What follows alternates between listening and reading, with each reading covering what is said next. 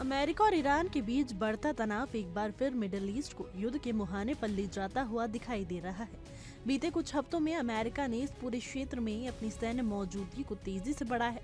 Reports के मुताबिक America ने मिडिल ईस्ट में अपने हमलावर हथियारों की संख्या दोगुनी से भी ज्यादा कर दी है। इस सैन्य जमावड़े को लेकर कयास लगाए जा रहे हैं कि अगर अमेरिका और ईरान के बीच चल रही कूटनीतिक बातचीत से तनाव कम नहीं हुआ तो हालात युद्ध में बदल सकते हैं। खुद अमेरिकी राष्ट्रपति डोनाल्ड ट्रंप ने जनवरी के आखिर में एक बयान देकर इन आशंकाओं को और हवा दी थी। उन्होंने कहा था कि बहुत विशालकाय, बहुत ताकतवर जहाज ईरान की तरफ बढ़ रहे हैं और अमेरिका को उम्मीद है कि उनका इस्तेमाल नहीं करना पड़ेगा। इस बयान को साफ तौर पर एक चेतावनी के रूप में देखा गया। हालांकि अमेरिका की तरफ से ये भी कहा जा रहा है कि सैन्य तैयारी के साथ साथ डिप्लोमेसी का रास्ता भी खुला हुआ है। इसी कड़ी में ओमान में अमेरिका और ईरान के अधिकारियों के बीच बातचीत हुई है। लेकिन सवाल ये है कि जब बातचीत चल रही है तब अमेरिका इतनी बड़ी मात्रा में हथियार मिडिल ईस्ट क्यों भेज रहा है? यही सवाल इस पूरे घटनाक्रम को और ज्यादा गंभीर बना देता है। एक जानकारी बताती है कि पिछले 2 महीनों में अमेरिका ने ईरान को निशाना बनाने वाले हथियारों की तैनाती में जबरदस्त इजाफा किया है। ये स्थिति बिल्कुल वैसी ही मानी जा रही है जैसे कभी वेनेजुएला पर संभावित हमले से पहले देखने को मिली थी।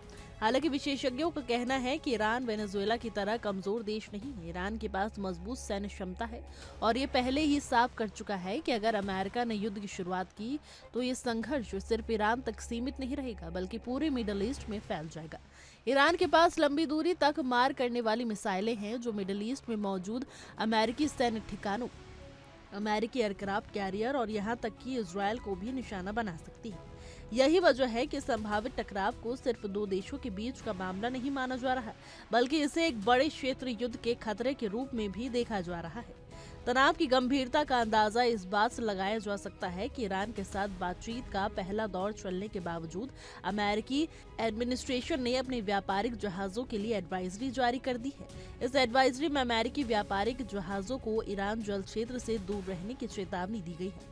आमतौर पर ऐसी चेतावनियां तभी जारी की जाती है जब समुद्री इलाकों में सैन्य टकराव या हमले का खतरा बढ़ जाता है। इससे साफ है कि अमेरिका खुद भी हालात को लेकर पूरी तरह आश्वस्त नहीं है। अब सवाल ये उठता है कि आखिर अमेरिका ने मिडिल ईस्ट में कितनी और कैसी सैन्य ताकत तैनात की है। ईरान के साथ बढ़ते तनाव के बीच अमेरिका पहले ही अपना aircraft carrier USS Abraham Lincoln middle east में ईरान के नजदीक भेज चुका है।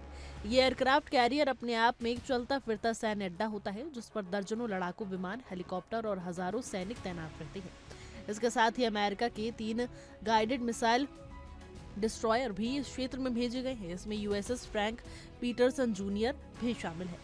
अपनी सैन्य ताकत का प्रदर्शन करते हुए अमेरिकी सेना ने सोशल मीडिया प्लेटफॉर्म X पर USS Abraham Lincoln carrier group की तस्वीरें भी साझा की है। इन तस्वीरों में साफ देखा जा सकता है कि अरब सागर में ये विशाल कैरियर चल रहा है और इसके ऊपर से अमेरिकी फाइटर जेट्स उड़ान भर रहे हैं। ये केवल एक तस्वीर नहीं बल्कि एक रणनीतिक संदेश था जिसे ईरान और दुनिया के बाकी देशों तक पहुंचाया गया। इसके बाद ये एयरक्राफ्ट कैरियर अमेरिकी नेवी के 3 और डिस्ट्रॉयर के साथ जुड़ गया। इनमें से 2 युद्धपोत होर्मुज स्ट्रेट के पास तैनात हैं जो दुनिया के सबसे संवेदनशील समुद्री मार्गों में से एक माना जाता है, जबकि एक डिस्ट्रॉयर रेड सी में भी मौजूद है। होर्मुज स्ट्रेट की अहमियत इसलिए भी ज्यादा है क्योंकि दुनिया के एक बड़े हिस्से का तेल इसी रास्ते से होकर गुजरता है। अगर इस इलाके में संघर्ष होता है तो इसका असर सिर्फ मिडिल ईस्ट तक सीमित नहीं रहेगा बल्कि वैश्विक तेल आपूर्ति और अंतर्राष्ट्रीय अर्थव्यवस्था पर भी पड़ेगा। यही वजह है कि अमेरिका और ईरान के बीच बढ़ते तनाव की पूरी दुनिया बेहद गंभीरता से देख रही है। आने वाले दिनों में साफ होगा कि कूटनीति इस टकराव को रोक पाती है या फिर मिडिल ईस्ट एक बार फिर युद्ध की आग में झुलसने की ओर बढ़ता है। फिलहाल के लिए हमारी रिपोर्ट में बस इतना ही। देश और दुनिया की तमाम खबरों के लिए देखते रहिए इंडिया डेली का डिजिटल प्लेटफॉर्म।